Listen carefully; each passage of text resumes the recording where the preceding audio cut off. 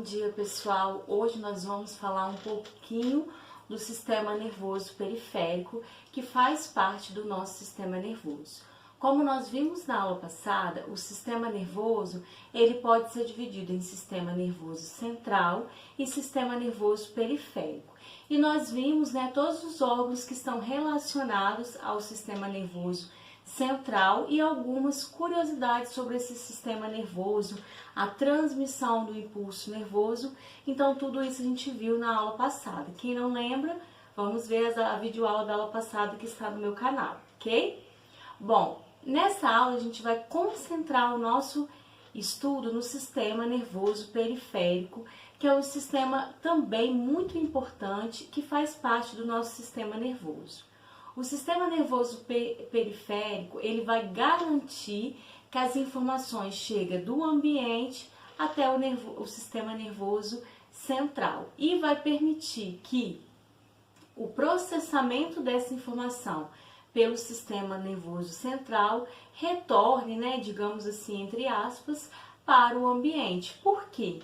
Porque é através do sistema nervoso periférico que a gente tem os nossos órgãos de sentidos, o paladar, o olfato, a audição, entre outros. É através do sistema nervoso periférico que a gente tem as nossas sensações, de calor, sensações de dor, de frio.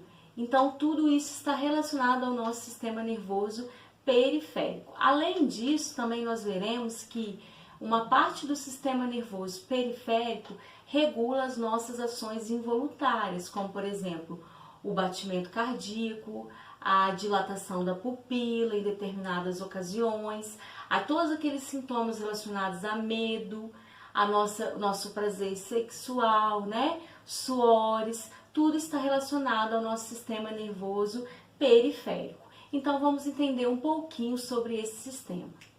O sistema nervoso periférico, ele vai ter a função principal de conectar o nosso sistema nervoso central a outras partes do corpo humano e vai conectar também essas outras partes do corpo humano ao sistema nervoso central. O sistema nervoso periférico, então, ele vai ser formado por nervos, gânglios e terminações nervosas. Então, todo o conjunto de nervos, gânglios e terminações nervosas estão associados ao sistema nervoso periférico. Nós veremos que alguns nervos fazem tanto parte do sistema nervoso periférico como do sistema nervoso central, porque essa divisão é um pouco didática, só para a gente entender o nosso sistema nervoso como um todo. Mas eles agem em conjunto, ao mesmo tempo, em sinergismo, juntos. Na realidade, a gente não tem essa divisão. A tal função vai ser desempenhada pelo sistema nervoso, tal função pelo sistema nervoso periférico. Não, eles são conjunto, eles realizam em conjunto todas as funções relacionadas ao nosso sistema nervoso. Porém, didaticamente, a gente divide assim para entender esse sistema tão complexo como é o nosso sistema nervoso. Bem, o que seria nervos? Como definição, a gente tem que os nervos são fibras nervosas ou conjunto de axônios localizados fora do sistema nervoso central e que conduz o impulso nervoso. Esses nervos eles estão envolvidos por tecido conjuntivo, então eles recebem irrigação sanguínea constante, para manter essas fibras sempre vivas. Então, basicamente, o que é um nervo? O nervo é um conjunto de axônios, ou seja, é aquela cauda, entre aspas, que a gente viu na primeira aula, que forma o neurônio. Então, esse conjunto de nervos que está fora do sistema nervoso central, que sai do sistema nervoso central, por exemplo, que está fora do encéfalo, que está fora da medula espinhal, faz parte do sistema nervoso periférico. E o que seriam os gânglios? Os gânglios nada mais é que regiões dilatadas desses nervos. Como definição, a gente tem regiões dilatadas localizadas nos caminhos percorridos pelos nervos, onde estão os corpos celulares e onde o neurônio passa informação para o outro. Estão associados aos nervos cranianos e ao sistema nervoso autônomo. Nós vamos ver que os nossos nosso corpo os nervos que compõem o nosso organismo, eles podem ser divididos em craniano e espinhal, e a gente vai ver isso nos próximos slides.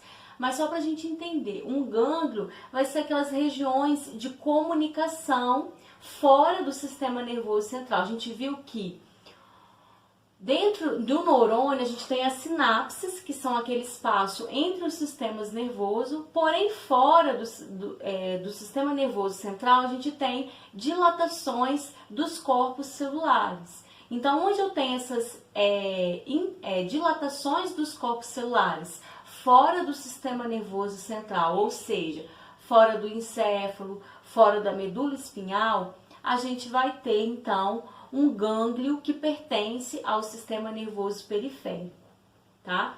E ele é importante porque é nele que a informação vai ser conduzida aos poucos, né, rapidamente, até chegar ao sistema nervoso central e vindo do sistema nervoso central até chegar ao tecido ou músculo, dependendo da formação, né, da ação que eu estou executando. E por fim, terminações nervosas. Como o próprio nome já diz, terminações nervosas são os fins, né, o fim do nervo, o final ali do axônio, que geralmente está associada a um músculo, a um órgão. Então, essas terminações nervosas fora do sistema nervoso central, a gente chama de terminações nervosas que pertencem ao sistema nervoso periférico. Então, de uma maneira geral, qual que é a composição do sistema nervoso periférico? Ele é composto por nervos, gânglios e terminações nervosas que estão fora do sistema nervoso central e que têm a função principal de conectar o meu sistema nervoso central ao meu ambiente, né, ao órgão que está fora, né, do nosso sistema nervoso central. Então, grande parte de todas as nossas funções controladas pelos impulsos nervosos, né, que são passados através de neurônios, são trazidos do sistema nervoso central pelo nosso sistema nervoso periférico, e por isso esse sistema é tão importante, né? Como eu falei no início, né, o sistema nervoso periférico, ele vai garantir que a informação do ambiente chega ao meu sistema nervoso central e vai garantir que o processamento dessa informação e a resposta dessa informação chegue a um órgão, a um músculo, né? No caso, por exemplo, a gente vai ver que o sistema nervoso periférico, ele desempenha funções importantes, como por exemplo dos nossos sentidos, né? A nossa visão. Então, quando eu vejo uma luz, essa informação já foi no sistema nervoso central, se processou lá, então eu consigo ver a imagem a partir dessa luz. E assim, dentre outras inúmeras funções que esse sistema desempenha, ok?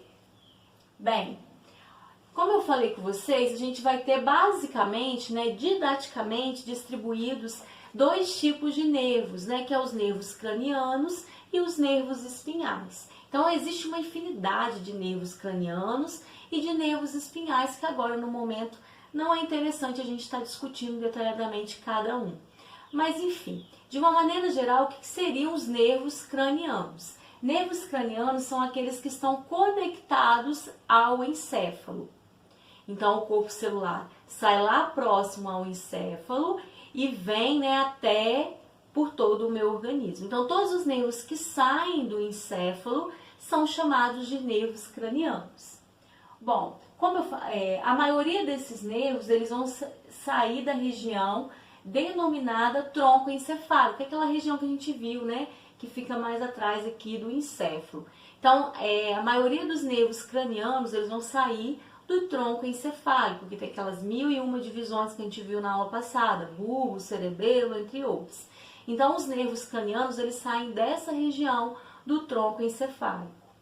Bem, e eles podem fazer tanto parte do sistema nervoso central, porque muitos estão lá dentro, né, conectados ao encéfalo, ao bulbo, ao hipotálamo, entre outras regiões, e como também fazem parte do sistema nervoso periférico.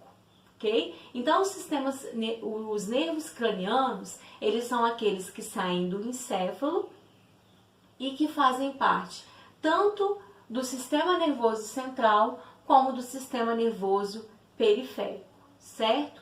Um outro tipo de nervo são os nervos espinhais. Como o próprio nome já diz, né? Eles já saem aonde? Da medula espinhal. Então, os nervos espinhais, eles são conectados à medula espinhal. Então, eles são responsáveis pela inervação do nosso tronco, pelos membros, o movimento dos membros superiores, partes da nossa cabeça. Então, esses sistemas estão bem mais relacionados, esse sistema de nervos estão relacionados às nossas respostas de movimento, né? Porque eles estão ligados à nossa medula espinhal. E por fim, a gente tem as terminações nervosas que estão ligadas ao final dos nossos nervos. Dentre as terminações nervosas, a gente pode ter dois tipos. As terminações motoras, como eu falei na aula passada para vocês. Com tudo que é motor dentro de ciências, a gente já pode ter ideia de que relaciona a movimento. Então, essas terminações motoras estão relacionadas aos nossos movimentos, né? Seja eu tirar o braço quando eu coloco a mão numa chapa quente, seja eu correr quando eu tomo um susto, ou eu vejo alguma coisa que eu tenho medo, né? Quando eu vejo um animal corre atrás de mim, aquele sistema de correr também é relacionado a essas terminações motoras. E temos as terminações sensitivas, que estão relacionadas aos nossos órgãos de sentido, né? A gente tem as terminações do nervo ocular, que faz parte da nossa visão. Temos terminações da língua, né, que estão relacionados ao paladar, enfim. Então, tudo isso faz parte do nosso sistema nervoso periférico. É muito importante a gente entender que na região da nossa testa e nas pontas dos dedos são locais onde eu tenho muitas terminações sensitivas relacionadas à dor. E por isso essas regiões são chamadas, né? E vocês existem, né? Maior número de terminações de nervos, né? De terminações nervosas nas pontas dos dedos e na região da testa que estão associadas a sensações de dor. Por isso, qualquer lesão nessas regiões, elas são bem dolorosas, né? Porque a gente tem um maior número de terminações nervosas nas regiões das pontas dos dedos e da testa. Uma outra curiosidade interessante a respeito do nosso sistema nervoso periférico é que a gente pode ter algumas lesões associadas aos nervos que compõem esse sistema nervoso. E essas lesões vão ser percebidas, esses sintomas, né? Quando a pessoa tem lesionado o nervo, formigamento, fadiga, né? Tonturas, mesmo não estando relacionadas ao encéfalo, uma lesão no nervo pode levar a tonturas, entre outros sintomas. Bom, quais pessoas estão mais, digamos assim, suscetíveis a ter lesões nos nervos, né? Que compõem o nosso sistema nervoso periférico. A gente vai ter pessoas diabéticas. Por que pessoas diabéticas? Pessoas diabéticas, elas têm altos níveis de açúcar no sangue. E por isso, essa alta concentração de açúcar no sangue, como a gente viu, os nervos, eles são altamente irrigados graças ao tecido conjuntivo que os envolve. São altamente irrigados com sangue. E essa alta concentração no açúcar do sangue dos diabéticos levam a lesões no sistema nervoso. Por isso que os diabéticos, eles tendem a ter lesões sérias, né, nos nervos, e por isso eles são mais propensos a sentir esses sintomas que eu falei. Problemas como tonturas, formigamentos e etc. Além disso, né, além de diabéticos, idosos também são mais propensos a ter essas lesões. Por que idosos? Uma vitamina que a gente precisa muito para estar, né, mantendo as funções do nosso sistema nervoso como um todo são as vitaminas do complexo B. E essas vitaminas, elas são armazenadas por pouco tempo no nosso organismo. E por isso a gente tem que estar fazendo o consumo delas na nossa alimentação. O problema relacionado aos idosos é que, à medida que a gente envelhece, a nossa absorção por nutrientes no nosso intestino reduz. Então essas pessoas, como elas são idosas, elas tendem a ter deficiências de vitamina B.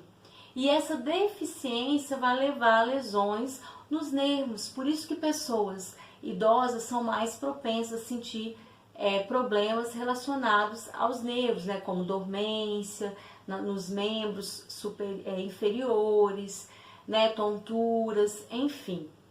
Então, nem sempre esses sintomas estão associados ao sistema nervoso central. Muitas vezes eles estão associados aos nossos nervos que compõem o sistema nervoso periférico. Por que a vitamina B ela é tão importante?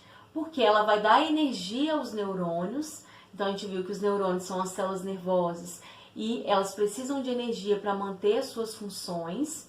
Além de dar energia aos neurônios, a vitamina B do complexo B, elas fazem parte, né, elas estão relacionadas à síntese da bainha de mielina. Ela regula a síntese de uma série de neurotransmissores, então ela tem uma grande importância no nosso sistema nervoso como um todo. Por isso que é tão importante o consumo dessas vitaminas na nossa alimentação. Bom, outro grupo de pessoas propensas a ter problemas relacionados aos nervos que compõem o sistema nervoso periférico são as pessoas alcoólicas e fumantes, né? Os fumantes, essas lesões estão associadas a problemas circulatórios, porque como nós vimos, os nossos nervos, eles são envolvidos por tecido conjuntivo, que traz sangue para manter esses nervos, né, vivos e saudáveis. Já lembrando que os nervos, como a gente viu, né, eles são neurônios, são partes dos neurônios, são axônios, e o neurônio é uma célula. Então, para se manter vivo, o neurônio precisa de energia, né, precisa de ter sangue, precisa de ter substâncias para ele estar sempre em constante função normal, né, saudável, enfim. E os fumantes, geralmente, eles tendem a ter problemas de circulação que vão afetar, então, também o nosso sistema nervoso.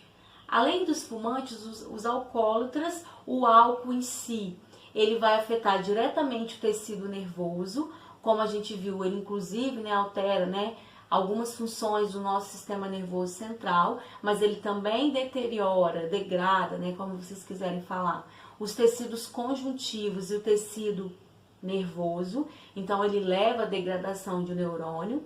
Além disso, o álcool, as pessoas alcoólicas principalmente, tendem a fazer má alimentação, e muitas pessoas que consomem álcool, bebidas alcoólicas, né, elas tendem a ter problemas de absorção de nutrientes. Então, o álcool ele vai ter essas duas funções importantes relacionadas ao nosso sistema nervoso periférico. Ele leva diretamente à degradação dos nervos, como também indiretamente ele vai afetar na absorção de nutrientes. Dentre esses nutrientes, a gente tem a vitamina do complexo B, que é tão importante para a manutenção dos nossos nervos e de suas funções. Certo? Então essas são as pessoas mais propensas. Hoje, como a gente está falando muito da pandemia, né, do coronavírus, um dos sintomas do coronavírus é a perda de olfato e paladar. Por que isso? Porque além do problema respiratório que o vírus traz, o coronavírus ele também pode levar a lesões nos nossos nervos, seja uma inflamação ou mesmo uma degradação de alguma parte do axônio, né? Seja a bainha de mielina, enfim. E o tamanho dessa lesão é que vai determinar o tempo que o olfato e paladar vão voltar nessa pessoa que teve o coronavírus. Bem, como assim, professor? Se foi uma simples inflamação no nervo relacionado aos sentidos de paladar e olfato, depois do tratamento com medicação, né, para eliminar o vírus, a gente tem alguns dias depois ou algumas semanas, a gente tem um retorno desse paladar e desse olfato que foi afetado pelo vírus. Mas se foi uma lesão mais séria, o meu sistema nervoso, o meu nervo, ele precisa ser restaurado pelo próprio organismo. E isso pode levar mais dias. Então, a pessoa, mesmo curada com coronavírus, ela pode ficar meses após a cura sem ter retornado a sensação de paladar e olfato. Então, isso é uma curiosidade relacionada ao nosso sistema nervoso periférico. Outra parte importante do nosso sistema nervoso periférico e que faz parte deles, né, além dos nervos, gânglios e terminações nervosas, a gente vai ter o sistema nervoso autônomo. E é isso que a gente vai entender a partir de agora. O que seria esse sistema nervoso autônomo? Bom, o sistema nervoso autônomo trata-se de um conjunto de nervos que vão ter funções específicas, a gente já vai falar dessas funções, mas geralmente são funções involuntárias do nosso corpo. Qual que seriam essas funções, professora? Batimento cardíaco, movimento peristálticos, nosso sistema respiratório, né, os pulmões, sistema digestivo, regulação do sistema endócrino, que é aqueles sistemas relacionados às nossas glândulas, então liberação de secreções, também estão associados ao sistema nervoso autônomo. Nesse sistema, a propagação vai ser via impulso nervoso, mas está relacionada também a neurotransmissores. A gente vai ver que existem dois tipos de sistemas nervoso autônomo básico e que eles vão funcionar através, né, de neurotransmissores específicos que a gente vai falar mais para frente. Bom, qual que seria a divisão do sistema nervoso autônomo? A gente tem um sistema nervoso autônomo simpático e o sistema nervoso autônomo parasimpático. E a gente vai ver o que um tem diferente dos outros. Mas só para resumir o que eu falei até agora. Então, dentro do sistema nervoso periférico, de tudo que eu falei até agora, a gente vai ter um conjunto especial de nervos que fazem funções específicas e passam a ser chamados de sistema nervoso autônomo, como o próprio nome diz. Eles não dependem, eles não têm basicamente essa função de levar informação do ambiente para o sistema nervoso central. Não, eles estão associados a funções involuntárias do nosso corpo. Então, o batimento cardíaco é controlado por esses nervos que fazem parte do sistema nervoso autônomo. Lembrando que o sistema nervoso autônomo é uma parte do sistema nervoso periférico. E ele pode ser dividido em simpático e parasimpático. Vamos ver a diferença entre eles. Bom, geralmente esses tipos de sistema autônomo, o simpático e o parasimpático, vão ter funções contrárias, por exemplo, né? Ou antagônicas, né? Como alguns livros trazem. O que seriam essas funções contrárias? O sistema nervoso, ele faz o coração bater mais rápido. O sistema nervoso simpático, autônomo simpático, ele faz o coração bater mais rápido quando a gente leva um susto, né? Quando a gente está estressado, então dá aquela taquicardia, nervoso, né? Em uma apresentação, numa palestra, por exemplo, você vai apresentar um trabalho para a professora, você fica nervoso, o que a gente sente logo? É um batimento cardíaco. Quem induz esse aumento do batimento cardíaco, essa taquicardia, é o sistema nervoso simpático, autônomo simpático. O sistema nervoso autônomo parasimpático, ele vai atuar depois que você passou, né, aquela prova ou aquela apresentação do trabalho, você vai ficar mais calmo, né, vai relaxar. Então, essa sensação de relaxamento vai ser governada pelo sistema nervoso parasimpático.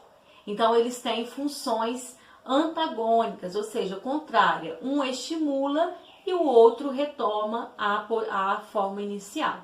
Por isso que eu falo sempre assim com meus alunos. Simpático e parasimpático. Para de fazer isso. Então, é o parasimpático, né? Então, o simpático, ele induz o aumento do batimento cardíaco em situações estressantes e o parasimpático, ele retoma as funções normais do nosso organismo. Possui neurotransmissores diferentes. Como eu falei, a propagação do sistema nervoso autônomo, ela está associada à produção de neurotransmissores. No caso do simpático, Os neurotransmissores principais para suas funções são a adrenalina e a noradrenalina. A gente vai ver que a adrenalina, como o próprio nome diz, ela está associada a essas situações, né?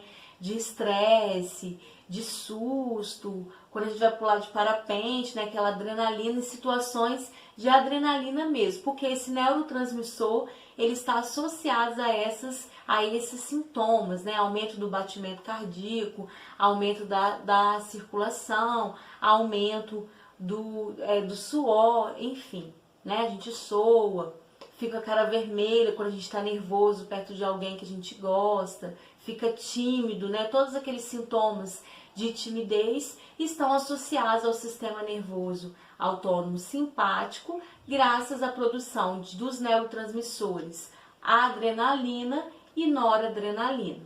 Bem, o parasimpático, o neurotransmissor principal dele é a acetilcolina. Então, por exemplo, quando eu tô lá, né, eu vou pular de parapente. Então, no início do pulo, eu tô com daquele medo, eu começo a suar frio, né, ter calafrios mesmo, o rosto fica vermelho. Então, isso é devido ao aumento da produção de adrenalina.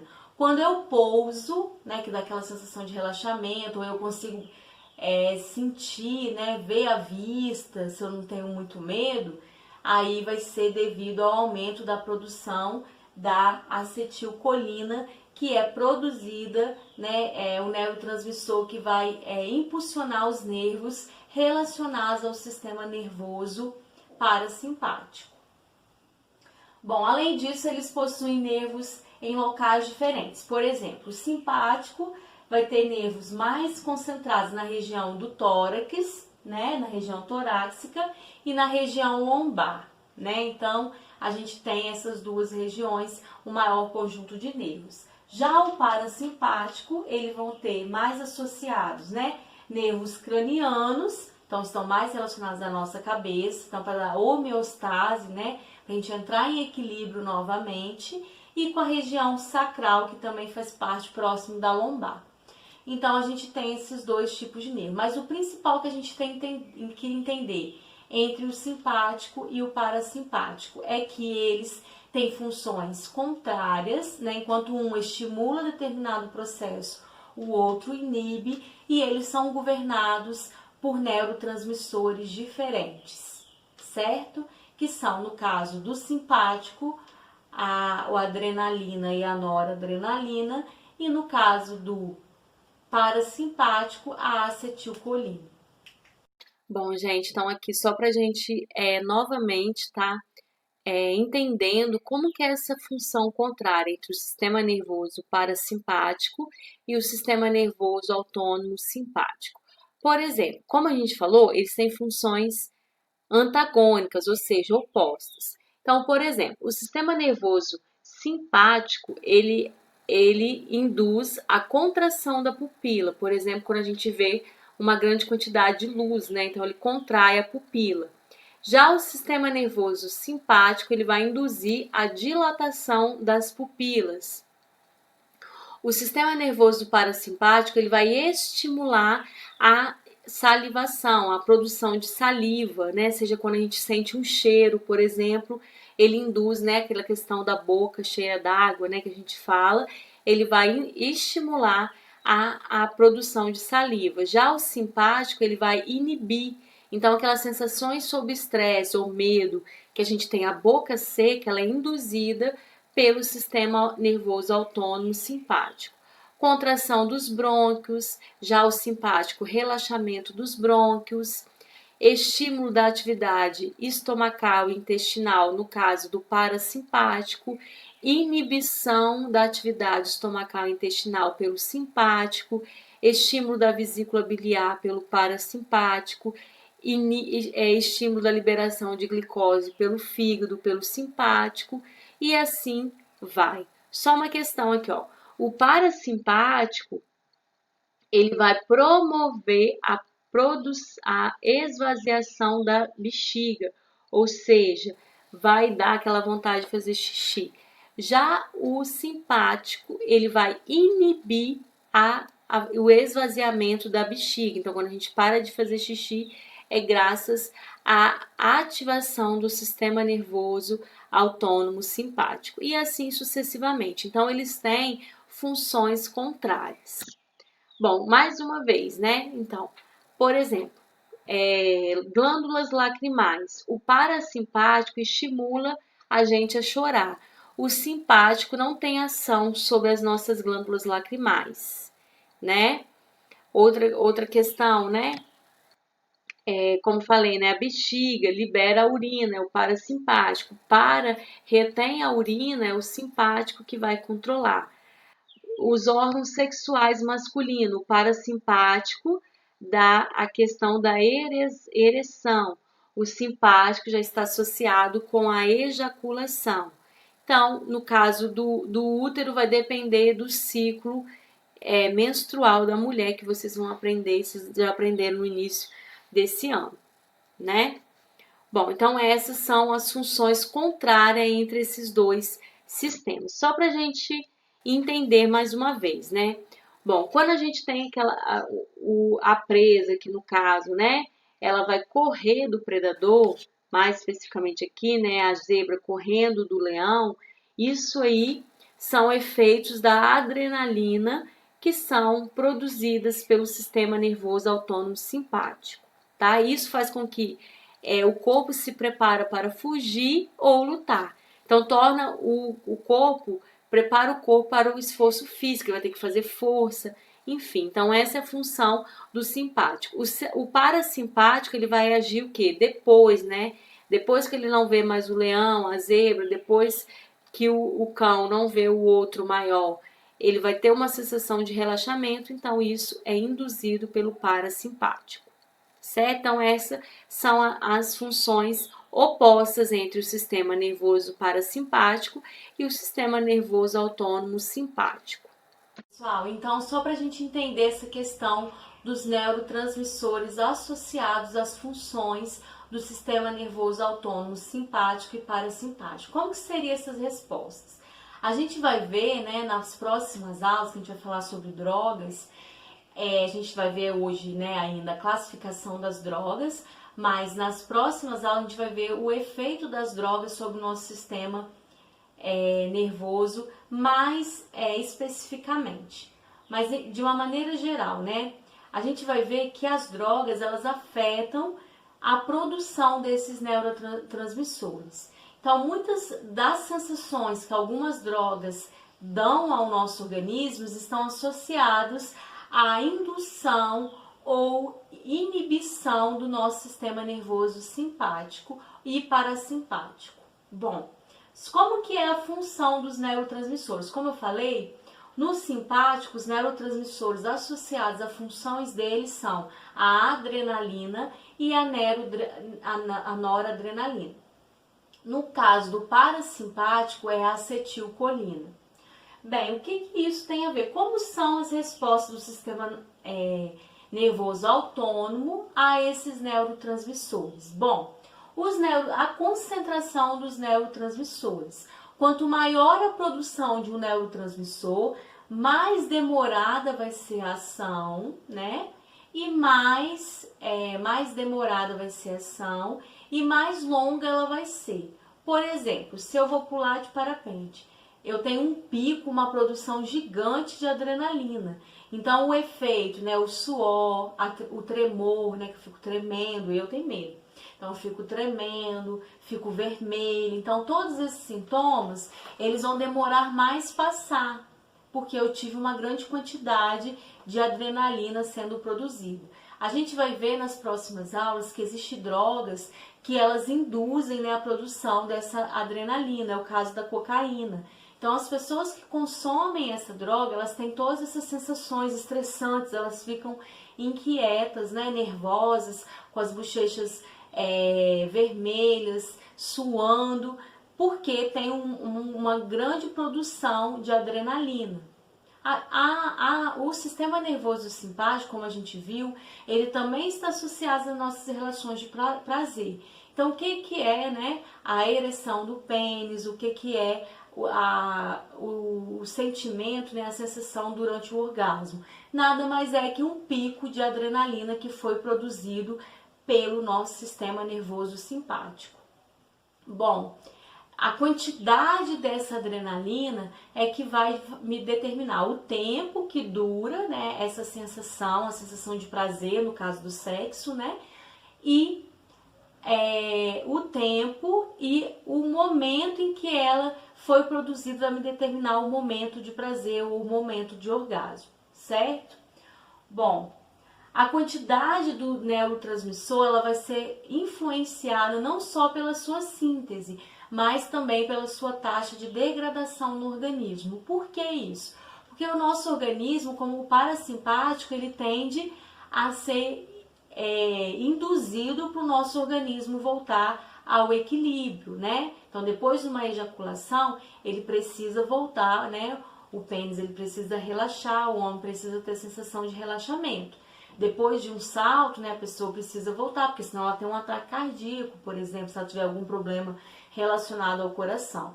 Então, o nosso próprio organismo vai degradar a adrenalina e vai induzir, por exemplo, a produção de acetilcolina que está relacionadas ao sistema nervoso parasimpático, para então eu limitar esses sintomas, eu diminuir esses sintomas de vermelhidão, suor, batimento cardíaco aumentado, entre outros que a gente viu nos slides anteriores. Bem, o que a adrenalina faz? Ela vai facilitar, né, a transmissão do impulso nervoso através do sistema nervoso autônomo simpático. Ela vai aumentar a frequência dos batimentos cardíacos, como falei, a força de contração do coração. Então a gente coloca a mão que a gente sente palpitando, né? O coração fica intenso. Então essa contração do coração vai ser mais intensa devido à adrenalina.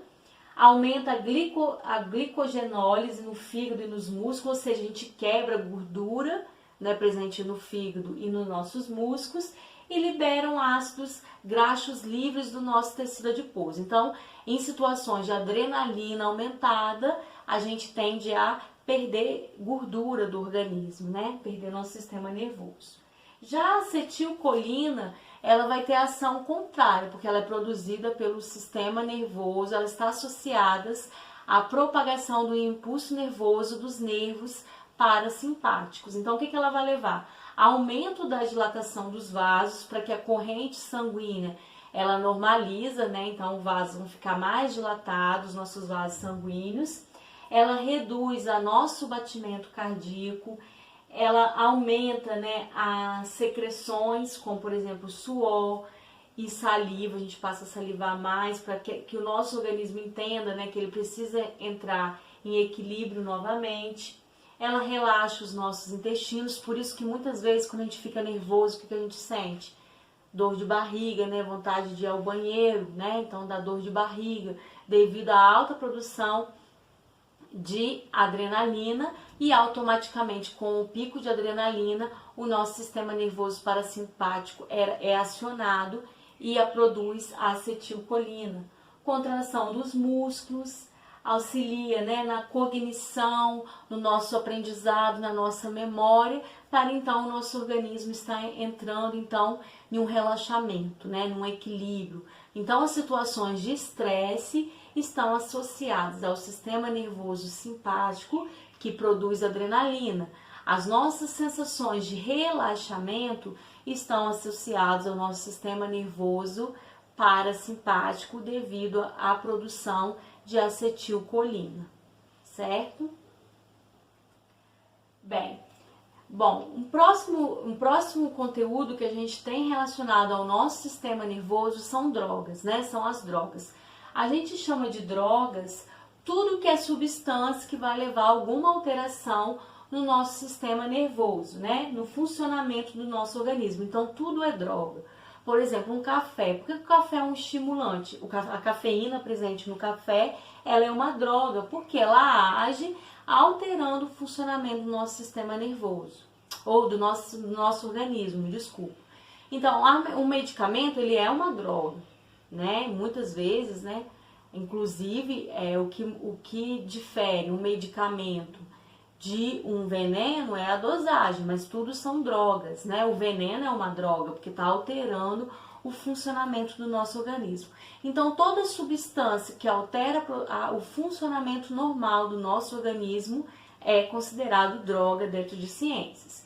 Bom, o que são drogas psicoativas? Já são drogas que vão agir no nosso sistema nervoso, seja estimulando o sistema nervoso ou inibindo ou retardando a transmissão do impulso nervoso. Então, o que a gente vai ver agora? Existem drogas que são estimulantes, ou seja, elas facilitam a propagação do impulso nervoso. Então, se eu injetar adrenalina, né, na minha veia, é uma droga, que a adrenalina é uma droga estimulante, psicoativa estimulante, porque ela age no meu sistema nervoso e ela vai agir também fazendo com que o impulso nervoso passe mais rápido. Então, a gente tem as drogas chamadas drogas estimulantes.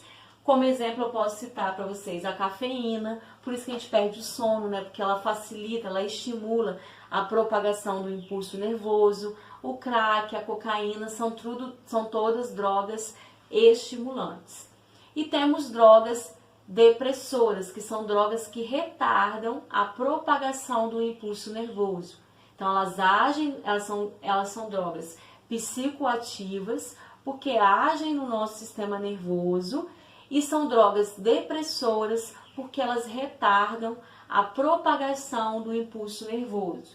Como exemplo de drogas depressoras, a gente tem o álcool, a morfina, muitos anestésicos, né, que a gente utiliza, né, são drogas depressoras, porque elas retardam nossos impulsos, eles vão passando muito devagar, né? Então elas retardam a propagação do impulso nervoso.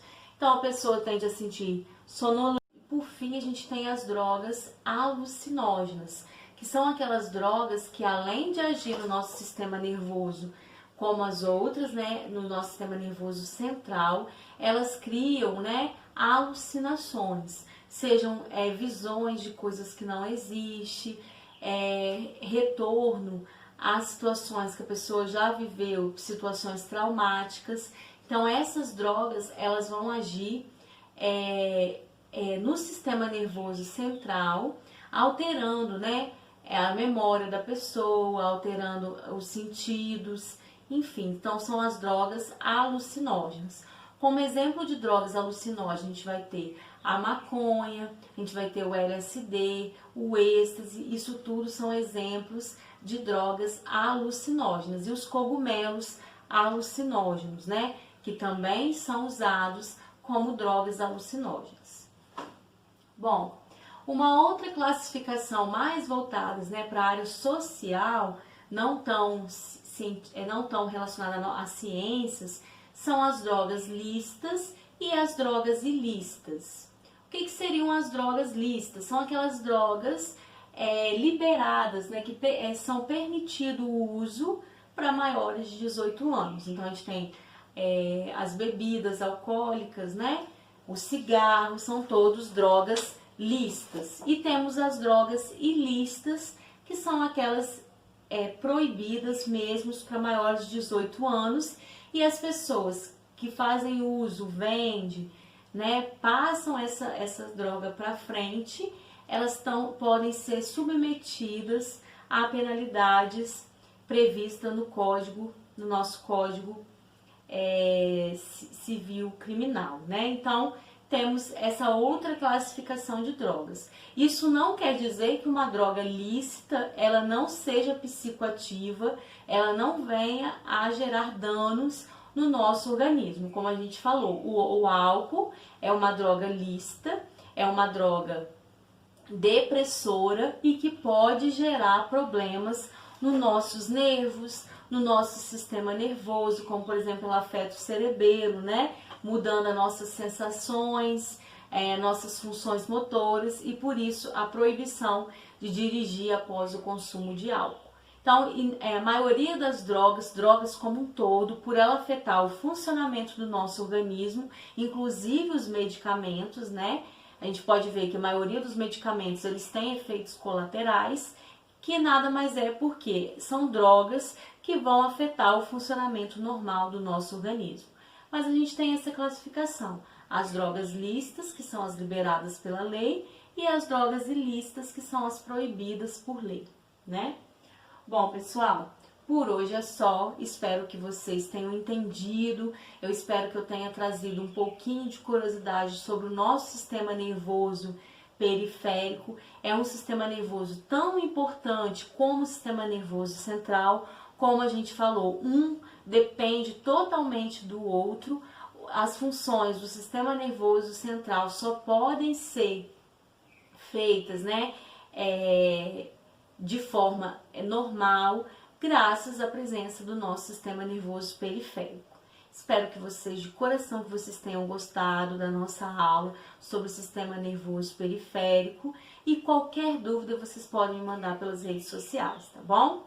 Ou se a gente se vê pessoalmente.